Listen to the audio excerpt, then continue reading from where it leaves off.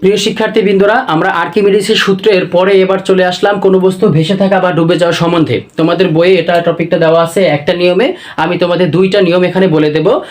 তোমরা অবশ্যই ভিডিওটা কন্টিনিউ করবে। কোনো বস্তু কখন ভেসে থাকে বা কখন ডুবে যায়।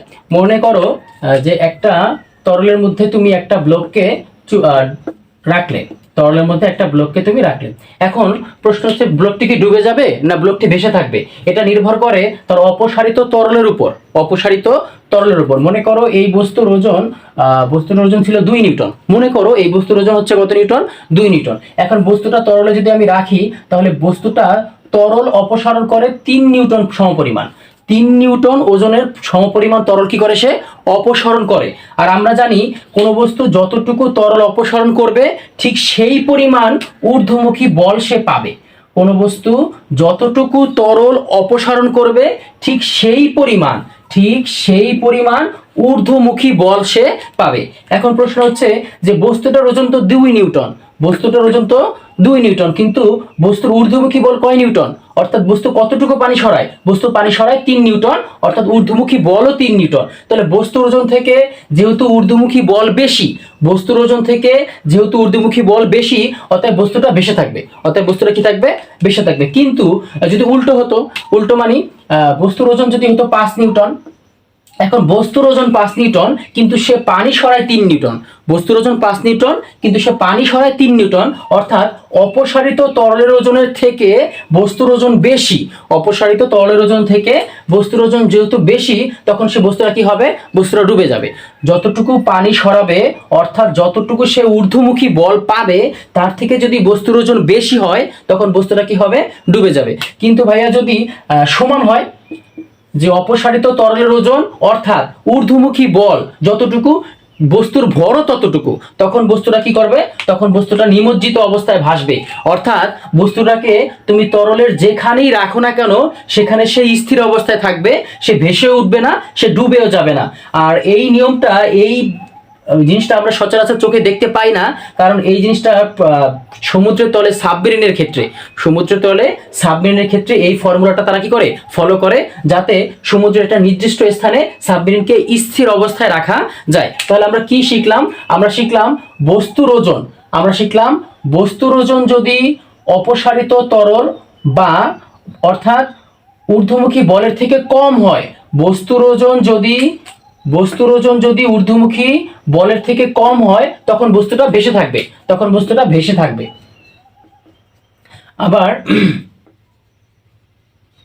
আবার যদি বস্তুর ওজন যদি অপসারিত তরলের ওজন থেকে বেশি হয়,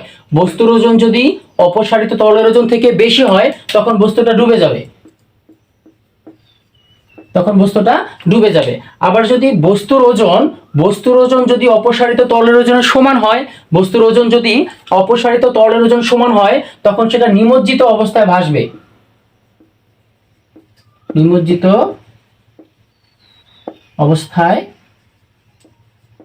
অর্থাৎ সে ডুবেও যাবে না, সে নিচেও ডুবে যাবে না, সে উপরে ভেসে উঠবে না, তরলের একটা নির্দিষ্ট জায়গায় স্থির অবস্থায় থাকবে। এখন তোমাদের মাঝে প্রশ্ন আসতে পারে, ভাইয়া তাহলে সমুদ্রে যে বড় বড় জাহাজ, সমুদ্রে বড় বড় ট্রলার, নৌকা, এগুলো কিভাবে সমুদ্রে ভেসে থাকে? মনে করো, সাপোজ দ্যাট আমরা মনে করলাম যে একটা নৌকা বিবেচনা করি। একটা নৌকা আমরা বিবেচনায় আনলাম, যে নৌকা। এখন এই নৌকাটার ওজন মনে করলাম আমরা ধরো 1000 নিউটন। এই নৌকাটার ওজন হচ্ছে কত নিউটন? 1000 নিউটন। এখন এই বস্তুটা 1000 নিউটন যে বস্তুর ওজন, তাহলে ঠিক সে এই 1000 নিউটন পরিমাণ তরল কি করবে? অপসারণ করবে। অর্থাৎ এই জায়গাটুকু মনে করো যে এই এতটুকু অংশ যদি ডুবে থাকে, এই নৌকার যদি এতটুকু অংশ তরলের মধ্যে ডুবে থাকে, তবে সে 1000 নিউটন সমপরিমাণ তরল সে অপসারণ করে। বস্তুর ওজন 1000 নিউটন, আবার সে তরলও অপসারণ করে কত নিউটন? 1000 নিউটন। কতটুকু ডেপথ থাকলে? মনে করো যে বস্তুটা হচ্ছে 1 মিটার, নৌকাটা হচ্ছে কত মিটার? 1 মিটার। যদি সে 1 মিটারের 50 সেমি 1 মিটারের 50 সেমি যদি সে ডুবে থাকে, 1 মিটারের 50 সেমি যদি সে কি থাকে, ডুবে থাকে, তবেই সে 1000 নিউটন পরিমাণ তরল অপসারণ করে ফেলে। তাহলে বস্তুর ওজন যেহেতু 1000 নিউটন, আর 1 মিটার একটা নৌকার যদি 50 সেমি ডুবে থাকে, 50 সেমি যদি ডুবে থাকে, তাহলে সে কি হবে, তাহলে সে 1000 নিউটন পরিমাণ সরল 1000 নিউটন পরিমাণের তরল সে কি করে দিবে, অপসারণ করে দিবে। তাহলে বোঝা গেল যে এই নৌকাটা পুরোটা ডুবানোর দরকার নেই, এই নৌকাটার 50% অর্থাৎ 1 মিটারের 50 সেন্টিমিটারই যদি ডুবে থাকে, তখনই সে নৌকার ওজনের সম পরিমাণ ওজন পানি কি করে, অপসারণ করে ফেলে। তাহলে কি করবে, যখনই নৌকার ওজনের সম পরিমাণ পানি সে সরিয়ে ফেলবে, তখন আর নৌকাটা নিচের দিকে যাবে না, কারণ তখন নৌকার ওজন আর অপসারিত তরলের ওজন কি হয়ে যাবে, সমান হয়ে যাবে। তাহলে এইভাবেই সমুদ্রে কোনো জাহাজ বা নৌকা, ট্রলার, লঞ্চ এগুলো ভেসে থাকে, কারণ ঠিক যতটুকু সে ডুবলে, কোনো একটা নৌকা বা জাহাজ যতটুকু ডুবলে তার ওজনের পরিমাণ পানি সরায়, সে ঠিক ততটুকুই ডুবে, সে ঠিক ততটুকুই ডুবে। যখন তোমরা যেমন আরো একটু লক্ষ্য করতে পারো, যেমন যদি আমরা একটা নৌকার ভিতরে একটা ফোম রাখি, একটা পানিতে যদি আমরা কি রাখি, একটা ফোম, তাহলে দেখা যায় যে পানির ফোমের বেশিরভাগ অংশটুকুই ভেসে থাকে, বেশিরভাগ অংশটুকুই ভেসে থাকে একটাই কারণ, কারণ ফোমের তো ওজন কম, ফোমের ওজন কম, তাই ফোম কি করে অল্প পরিমাণ পানি সরানোর প্রয়োজন হয়। যেহেতু নৌকার ওজন আমরা তুলনামূলকভাবে ধরছি 1000 নিউটন ধরে নিয়েছি, তাহলে ঠিক যতটুকু ডুবলে সে 1000 নিউটন পরিমাণ পানি সরায়, ঠিক ততটুকুই সে ডুবে থাকে।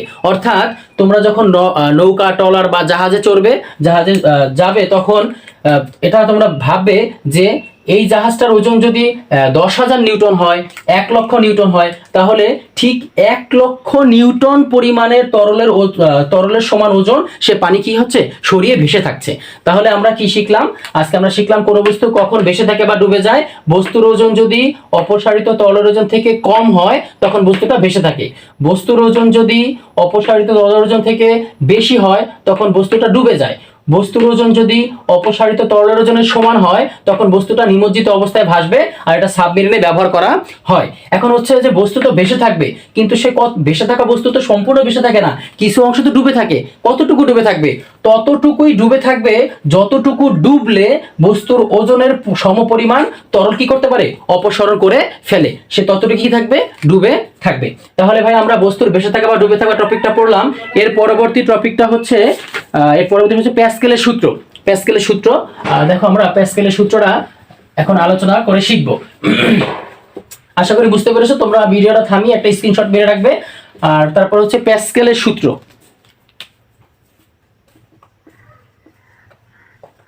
প্যাসকেলের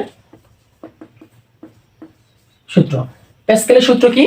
প্যাসকেলের সূত্রটা হচ্ছে ভাই একটু বোঝার বিষয়। সেটা মনে করো যে তোমার হাতে একটা বোতল নাও, একটা বোতল, এখন এখানটার ভিতরে কিন্তু ফাঁকা জায়গা, এর ভিতরে কি জায়গা, ফাঁকা জায়গা। এখন তুমি বোতলটা ভালো করে, সিপিটা ভালো করে আটকিয়ে, এবার তুমি বোতলের গায়ে অনেকগুলো ছিদ্র করো, অনেকগুলো ছিদ্র করলাম। অনেকগুলো ছিদ্র করার পরে এখন যদি আমি এই বোতলের মধ্যে তরল অর্থাৎ পানি, মনে করো সাপোজ পানি আমরা ভরলাম, ভরার পরে এখন এই পাশটায় আমরা এখান দিয়ে চাপ দিলাম, তাহলে ভাইয়া বলো তো এখান দিয়ে যদি আমি চাপ দিই, তাহলে পানি কি শুধু এখান দিয়ে এই ছিদ্র দিয়ে বের হবে, না এই ছিদ্র দিয়ে বের হবে? এখন তোমরা বলবা যে হ্যাঁ ভাইয়া পানি সব ছিদ্র দিয়ে বের হবে, কারণ আমি চাপ দিছি এখানে, পানি বের হয়েছে সব ছিদ্র দিয়ে। এখন একটু তোমাদের মনে প্রশ্ন জাগে না যে ভাইয়া আমি বল প্রয়োগ করলাম এখানে, তো পানিটা তো এখান দিয়ে বের হওয়ার কথা, কিন্তু এই পাশ দিয়ে কিভাবে বের হলো?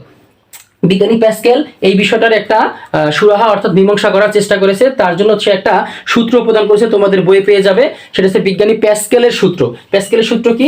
কোনো একটা বস্তুর মধ্যে, কোনো একটা আবদ্ধ বস্তুর মধ্যে যদি আমি তরল অথবা বায়বীয় পদার্থ রাখি, এটা কঠিন পদার্থের বেলায় প্রযোজ্য না, তরল অথবা বায়বীয় পদার্থ, কোনো একটা আবদ্ধ পাত্রে যদি আমি কঠিন অথবা বায়বীয় পদার্থ রাখি, তখন যদি আমরা সেটা বাহির থেকে চাপ দেই, বাহির থেকে চাপ দিই, তাহলে সেই চাপ সমানভাবে সঞ্চালিত হয়, সেই চাপ সমানভাবে সঞ্চালিত হয়ে পাত্রের সংলগ্ন গায়ে কি করে, লম্বভাবে ক্রিয়া করে। এটা যদি আমরা একটা চিত্র এঁকে বুঝি, তো দেখো এমন হয়, মনে করো এই যে একটা সিপি বা বোতল, এই যে একটা বোতলের আমরা এই যে সিপিটা কি করে দিলাম, লক করে দিলাম, সিপিটা লক করে দিলাম।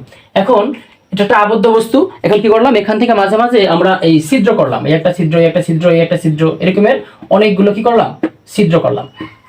এখন ভাইয়া এই আমরা যদি বাহির থেকে একটা বল প্রয়োগ করি, এই বস্তুটার উপর যদি আমরা বাহির থেকে একটা বল প্রয়োগ করি, তাহলে তো পানি কি হবে, পানি সকল ছিদ্র দিয়ে সমানভাবে বের হয়ে যাবে। এটা তোমরা কিন্তু সবাই হয়তো লক্ষ্য করেছো বা তোমরা এই বাসায় প্রমাণটা করে দেখবে। এখন কথা হচ্ছে ভাইয়া যে আমি যে বিষয়টা বোতল দিয়ে বললাম যে আমি তো চাপ প্রয়োগ করলাম এখানে, তো পানি তো এখান দিয়ে বের হওয়ার কথা ছিল, কিন্তু এই পাশ দিয়ে কেন বের হলো? এটাই বিজ্ঞানী প্যাসকেলের প্রমাণ। সেটা হচ্ছে যে কোনো আবদ্ধ পাত্রে যদি তরল অথবা বায়বীয় পদার্থ থাকে, তখন যদি আমরা বাহির থেকে সেটাকে চাপ প্রয়োগ করি, তাহলে সেই চাপ সমানভাবে সঞ্চালিত হয়ে পাত্রের সংলগ্ন গায়ে লম্বভাবে ক্রিয়া করে। তাই দেখবে যে এই পাশে চাপ দিলেও পাত্রের সকল ছিদ্র দিয়ে কি হচ্ছে, সমানভাবে পানি বের হয়ে যাচ্ছে। তাহলে প্যাসকেলের সূত্র শুধু থিওরিক্যাল না, এর অনেক অ্যাপ্লাইড আমাদের জীবনে ঘটে থাকে। তোমরা এর অ্যাপ্লাইড দিকগুলো হচ্ছে তোমাদের বইয়ে তোমরা সবসময় দেখতে পাবে যে দুইটা পিস্টন, একটা ফানেল দ্বারা দুইটা পিস্টন, দেখো এই যে মনে করো একটা বড়